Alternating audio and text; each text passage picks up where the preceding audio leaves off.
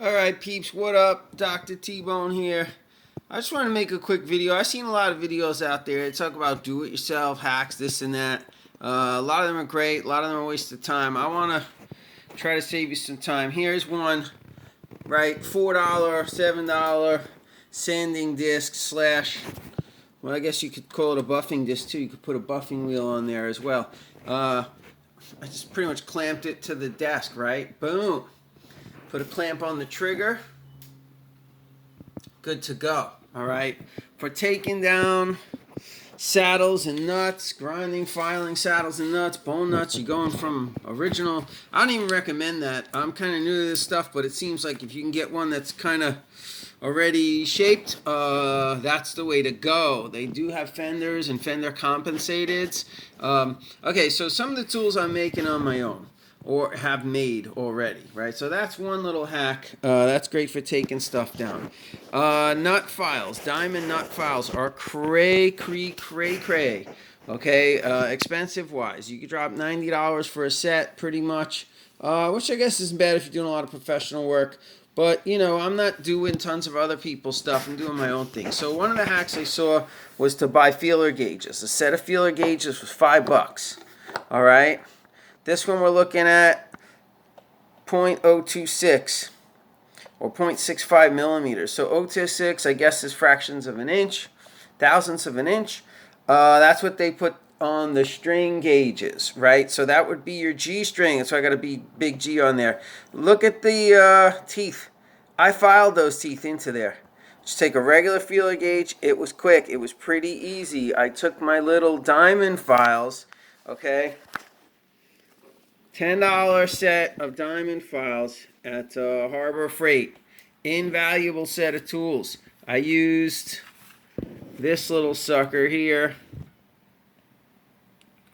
right, somewhat triangular shaped, to dig out the teeth. I put the teeth toward the end of the file. This way it's not hitting when I'm down there, you know, up past the fretboard kind of thing. Let's see. Where am I? Oh, the magnet's getting me.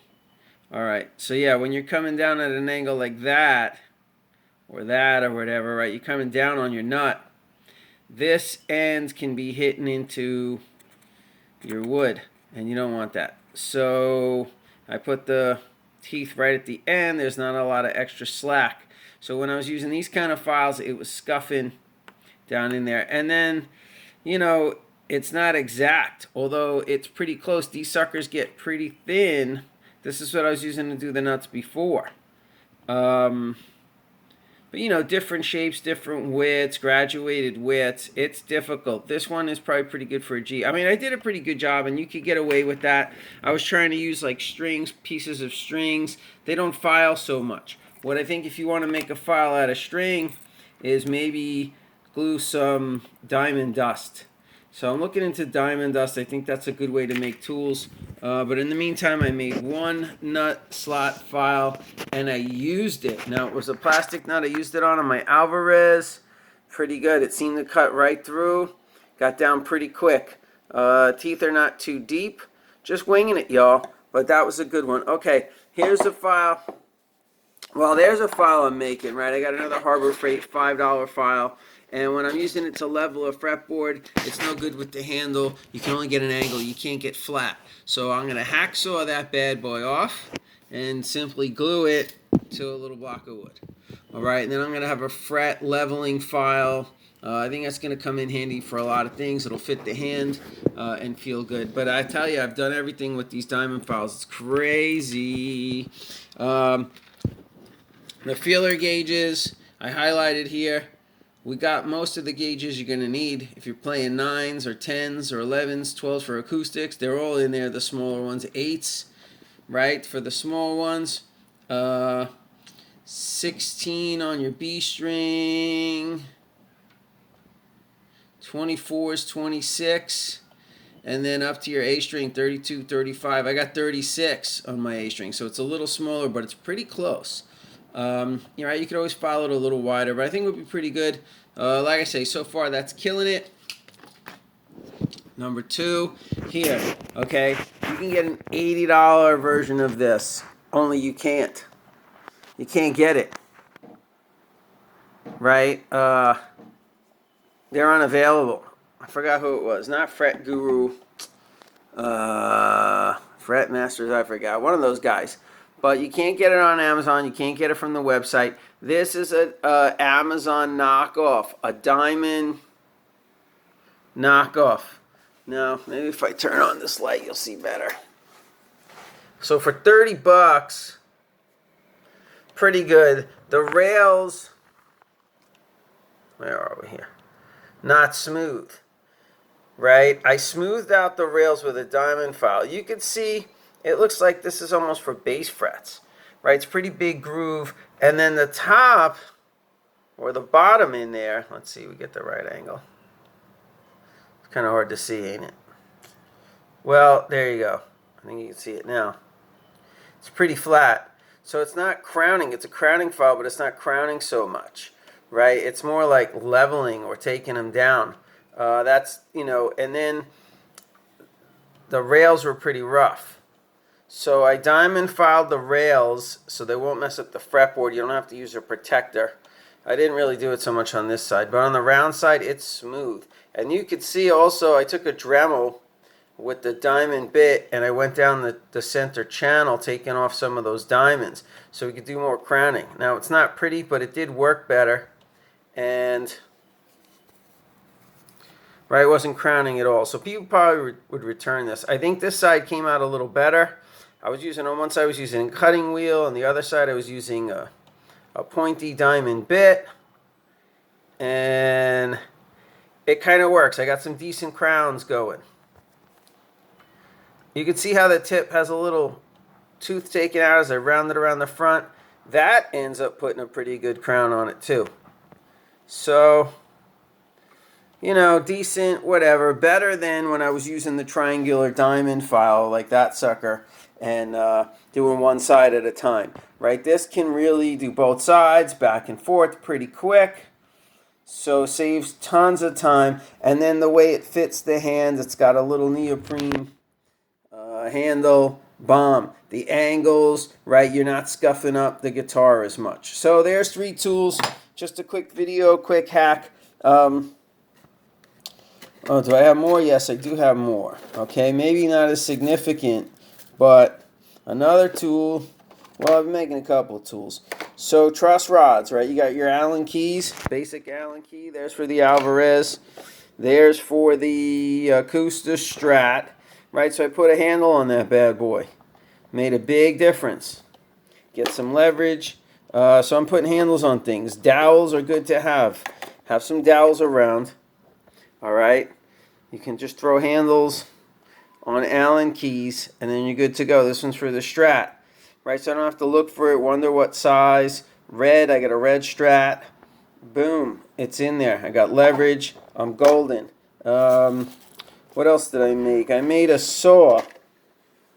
Where is it? Haha! There you go. So with in long lines with the handle, I just took a jigsaw blade. It's the only thing that fits in the slots, right? The on the acoustic guitar bridge, you have the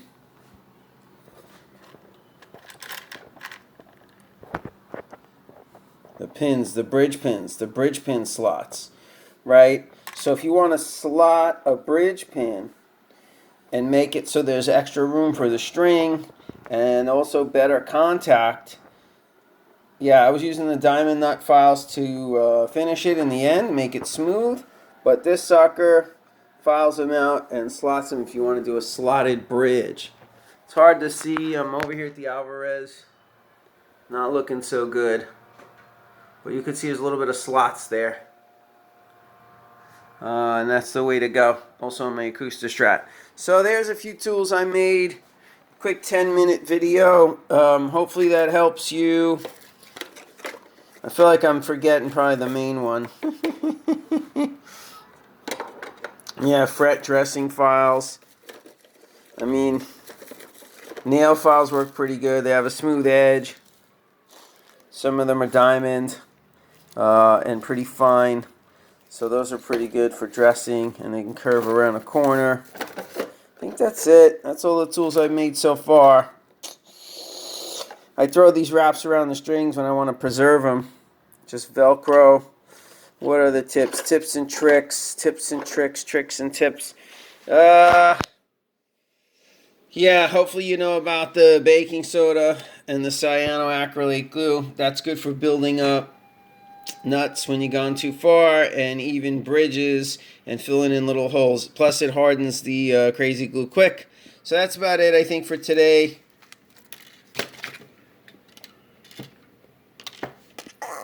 Yeah. Chisels, we got hand tools, files. What else? What's an expensive tool? Well, we had the StewMac belly bulge reducer. Oh, I did miss the main one. Sorry, people. Almost forgot. Here's the one you really need. Really cheap. I took a basic ruler, and it's notched. Right? So it's a notched straight edge. Now, it takes the frets out of the picture. This one's done up for a Strat. Simple to make. Okay, there's videos on how to make them. Mine is sloppy, but I tell you what, you throw this bad boy on the fretboard, strings on and everything, and you could tell instantly whether the neck is straight, how much bow, how much relief, and then you can adjust your truss rod. How much do you adjust the truss rod? You want the neck to be totally straight. Boom, you could see it instantly with that. All right, here's the caul that I made for the inside of the acoustic guitar for belly bulge reducing. Here's the outside caul or whatever, bridge plate. I put this, when I removed the bridge, I put this under the bridge, and then that other one was underneath inside, and I clamped the two together, steam it up, and try to flatten out the belly bulge. Right, we did pretty good on this Alvarez, and I swear I strung it up. It was totally flat. Now, after a few days, I see the belly bulge is starting to come back a little bit, and the bridges are coming up. So I didn't glue it down so great, even with all the cyanoacrylate or whatever. I don't know. We'll see. If it comes off again, maybe I'll pull it back because the intonation isn't perfect, and it's starting to cant forward. Even the little gap in there, I don't know. This Alvarez has been giving me trouble. Right now, it's playing pretty good. It's not really buzzing. The intonation is not perfect. Mainly past the 12th fret, or at the 12th fret it goes off a little. It's almost imperceivable, but it's annoying, and we'll see. We might get this playing perfectly. Right now it's playing great. It'll do its job, so I'm trying to leave it, but you can see the bridge is popping up again. I can get a pick under there easy. Crazy. So that alone might be just enough to mess up the intonation. I was going to put new strings and see. I think, these beat up, bent up strings, they were pretty new when I started, but, just putting them on and off and tightening, loosening them, they got a good beat and they get bent up. So I think that's part of the intonation problem. But I was thinking to myself, if it's not, I got to re-slot this bridge or reposition it. I mean, look, if it's going to come up again, and I got finish work all over the place, a mess anyway, I'll pull that sucker back maybe a 1/4 inch, and then I gotta re-drill all the bridge pin holes. If I just re-slot the bridge, maybe I could get away with not moving the bridge pins, or maybe moving just the low E. There's not a lot of room there, but I could get away with it. I think it'll look a little awkward like it does on my acoustic Strat, but not bad. And the intonation on the acoustic Strat's staying perfect, so we're good. I mean, I'm close on the intonation with this. Anyway, yeah, there's your tools. Build yourself. Definitely get a notch straight edge. Easiest to start with. Get yourself a notch straight edge. And then I got the, the other straight edge. And it is still a ruler, so I can measure distances. I got it marked and taped off where the intonation is. You can see, like, the first mark, that's about where the bridge or the saddle is, and the second mark is where it should be with compensation. So about 3/8 back, right? If you don't have the compensation, you ain't got nothing. All right, now I feel pretty good. I covered most of the tools that you're gonna need. Clamps in abundance. I mean, we could go on for days, but in terms of making your own tools and your own hacks, I got some cheap dyes and finishes. We got a lot of these little sanding blocks we use forever. But in terms of making your own tools, yeah, they're not straight edge. I'm going to make the fret leveling sander. And even though I didn't make the diamond crowner, I was trying to make my own crowner. I half made it, right? So it was pretty much halfway from the factory. I don't think it's going to work in the factory the way it was. I didn't try it much, but it seemed like it was just flattening them down. So once I put a notch in there, now we're getting a crown. We're pretty good. This is the way to go. I did take out a little bit too much diamond on the side, so it's not working as good as I like. Be nice to crazy glue some more diamond dust back in there. So I think we're going to get diamond dust and start playing with that. That's a real good way to go. That'd be great on these, although I don't think we need it on these little nut file saws. Bam! All right, so that's the first of many. We're going to make more. I'll let you know how it goes, people. We'll see you on the next. Good luck making your own tools. Good luck repairing your own guitars. Scar My Guitar is coming up. He's got a great channel. He really knows what he's doing better than me. I'm going to be getting into some electronics and some other repairs. Got a brand new Mitchell over there. Three-way switch. So that doesn't look too hard, but I don't have a solderer or even a multimeter. We're going to go get those today. And then maybe we'll switch gears, show you guys some electronics. The Dean. I'm going to troubleshoot the Dean. We'll see what's up with this bad boy. And I'll be on another video. So we got some unboxing. I still haven't really gone over the Mitchell or the PRS. I went over the Glary a little, and I could follow up on the Glary. We got to do some work on that. We're going to try to move the volume knob. Maybe we'll put it where the three-way switch is and move some knobs around. Because when you strum, you're hitting into that. Maybe you never want to strum on that guitar. I don't know.